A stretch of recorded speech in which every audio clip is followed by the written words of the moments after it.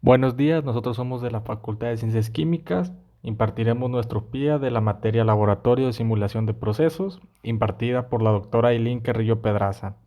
Nuestro equipo está conformado por Evelyn Adriana, Luis Fernando, Luis Enrique y su servidor Humberto Alejandro.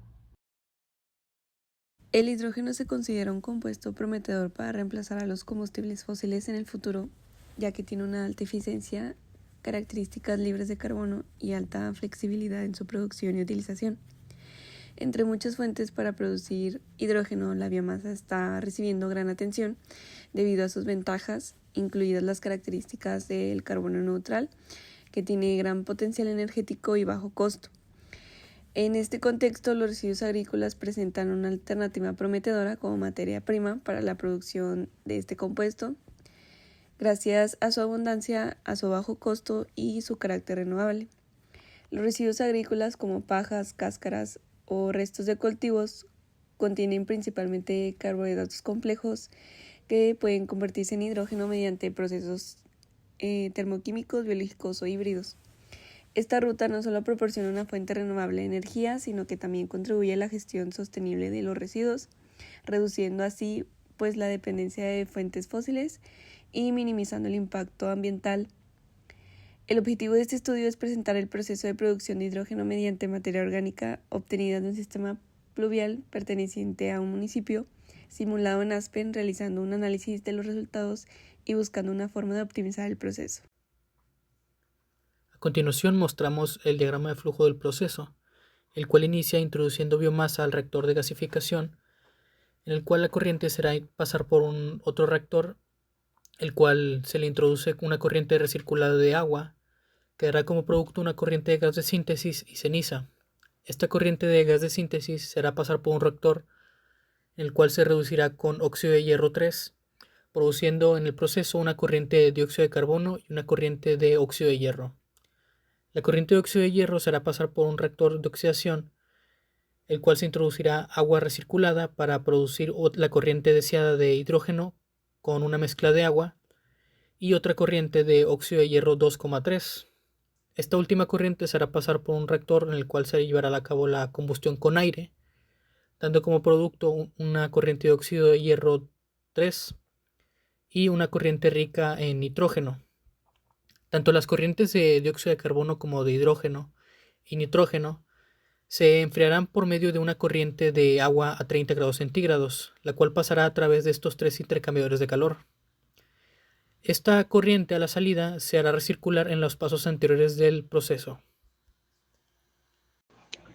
Bueno, buenos días, buenas tardes, buenas noches, dependiendo de qué hora esté viendo esto. Pero pues vamos con los flujos básicos.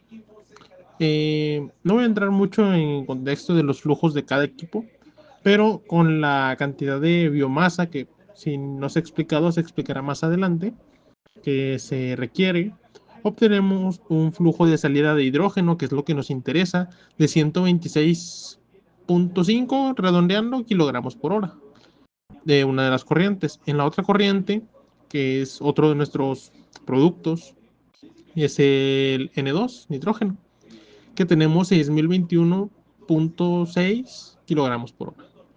Eso es en base al balance de materia. Que vaya, entra una gran cantidad, es cierto, pero también sale una muy buena cantidad de ambos compuestos. Y esto debido a propiamente la composición de esa biomasa de entrada. Para el caso del balance de energía, aquí como se puede apreciar en la tabla, tenemos los equipos con su valor de calor en calorías de lo que se ocupa o lo que extrae. Vaya, lo que agrega o lo que ocupa de calor para poder llevar a cabo la operación unitaria. Como se puede apreciar, son valores muy distintos porque pues depende de cada uno, ya que al ser tantos equipos, en algunos existe o no cierta composición, cierto otro material, entonces es por ello que no son totalmente iguales. Aunque se buscó que lo de los intercambiadores, es, si claramente si una corriente absorbe el calor, perdón, cede el calor o la energía, la otra lo tiene que absorber lo mayor posible para que sean iguales, para evitar las pérdidas. Sí. A continuación se muestra el análisis del flujo molar de dióxido de carbono a la salida del reactor Gibbs donde ocurre la reducción con respecto a la temperatura de operación de ese mismo reactor. Podemos observar que conforme se aumenta la temperatura de operación, se va obteniendo una mayor producción de este flujo de dióxido de carbono. Desde los 800 hasta los 1100 grados se puede observar que el aumento es bastante notorio, mientras que a partir de aproximadamente 1200 grados centígrados, la producción de dióxido de carbono va disminuyendo hasta que se acerca a una asíntota. Mostramos también el análisis de la cantidad de calor a retirar en el reactor Gibbs con respecto a la temperatura de operación. Se puede observar que los datos presentan un comportamiento lineal, por lo que, en términos de un análisis económico, esto serviría para poder calcular con facilidad el gasto monetario para mantener en operación el reactor.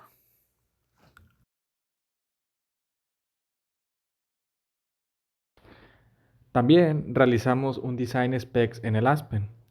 El objetivo fue obtener 200 kilogramos por hora de hidrógeno. La variable que usamos de cambio fue la materia orgánica del inicio.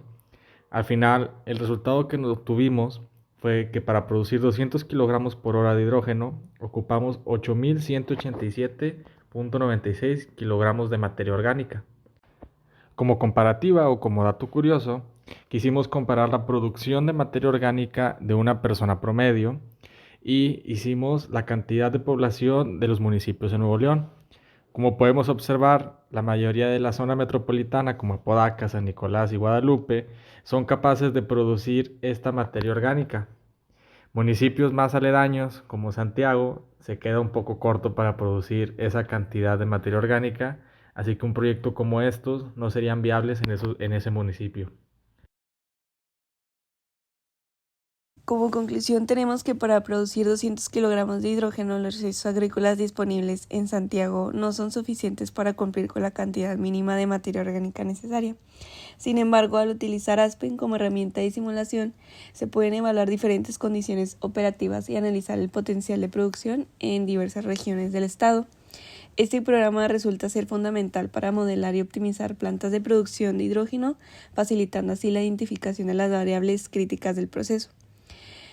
Al incrementar la temperatura del proceso, notamos que se produce una mayor cantidad de dióxido de carbono, lo que indica la necesidad de ajustar condiciones para maximizar la producción de hidrógeno y reducir las emisiones de carbono.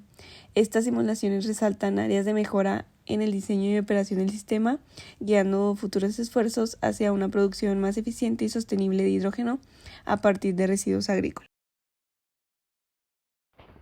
Por último, les compartimos los artículos que utilizamos como referencia para realizar este proyecto, como a su vez algunos enlaces de gobiernos para encontrar algunos tipos de datos. Sin más que agregar, muchas gracias por escucharnos.